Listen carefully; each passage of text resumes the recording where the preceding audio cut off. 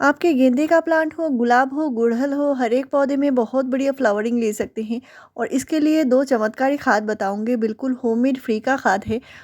कोई भी winter flowering plant हो या वेजिटेबल प्लांट हो, फ्रूटिंग प्लांट हो, उनमें नए ग्रोथ लाने के लिए पौधा जैसे एक ही तरह से पड़ा हुआ है, नया कोई ग्रोथ नहीं है, तो उस पौधे में नया ग्रोथ लाने के लिए मिट्टी को ये जो पीएच है उसको बैलेंस करने के लिए ये खाद दे सकते हैं। आपके गुड़हल के पौधे में फूल नहीं आते या गुलाब में नई कलियां नहीं बन रही है या पौधे की ग्रोथ रुक चुकी है, तो 2 खाद बताऊंगी जिनमें भरपूर मात्रा में माइक्रो न्यूट्रिएंट्स भी है और इतने सारे जो न्यूट्रिशन होते हैं वो पौधे को बहुत जल्दी हरा भरा भी बनाते हैं।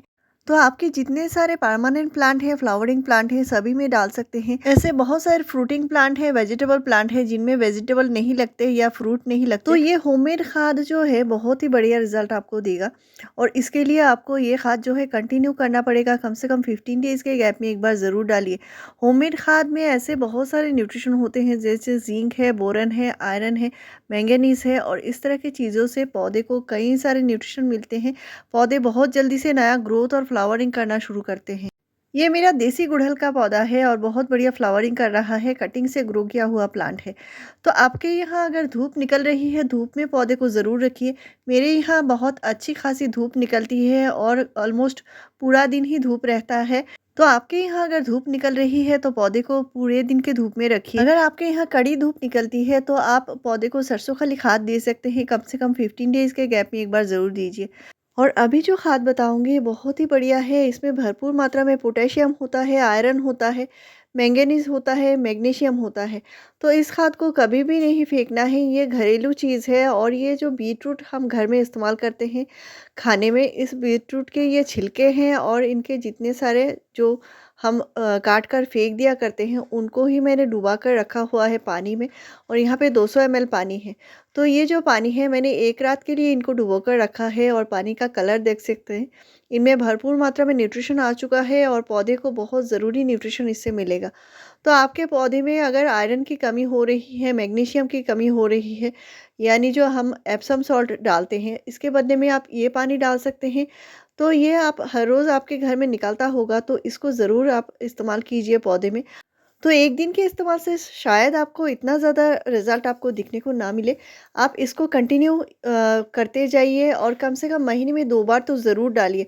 बहुत ही बढ़िया रिज़ल्ट मिलेगा, आपके पौधे बहुत ही ज़्यादा शाइनी पत्ते निकालेंगे। पौधे में जितने सारे नए ग्रोथ है बहुत जल्दी से होने लगेगी और कलियाँ भी बनना शुरू होगा। तो विंटर में यानी सर्दी में आपको चुकंदर यानी बीटरूट बहुत आसानी से मिल जाएगी। तो आप इसका इस्तेमाल ज़रूर कीजिए, बहुत ही बढ़िया है।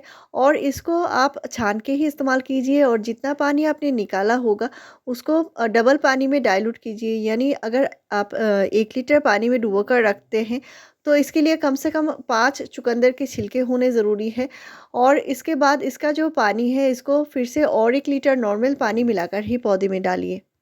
और इसको जो भिगोना है कम से कम 1 दिन भिगोने के बाद ही पौधे में इस्तेमाल करना है।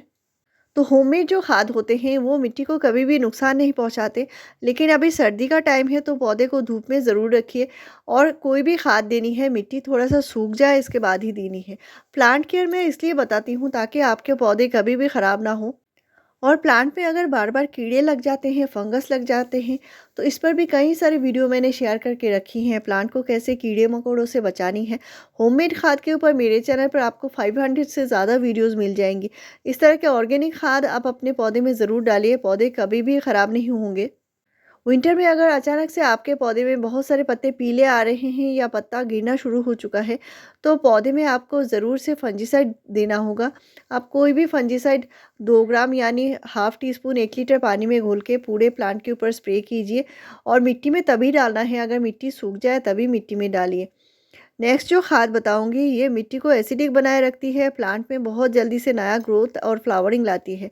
और आपके प्लांट अगर हेल्दी है, फ्लावरिंग फिर भी नहीं होती, तो ये खाद ज़रूर इस्तेमाल कीजिए। कम से कम महीने में एक बार इस्तेमाल करेंगे तो आपका पौधा फिर से कंटिन्यू फ्लावरिंग शुरू करेगा। और इस तरह के खाद जो है ये ऑर्गेनिक खाद है और ये पौधे को हमेशा हरा भरा बनाए रखेगा।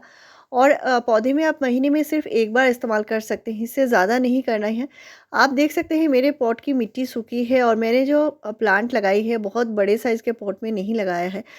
तो किसी भी नए प्लांट को बहुत बड़े साइज़ के पॉट नहीं देना है। तो प्लांट धीरे धीरे बढ़ता जाएगा, तो नेक्स्ट आप 6 महीने बाद फिर से इसको रिपोर्टिंग कर सकते हैं।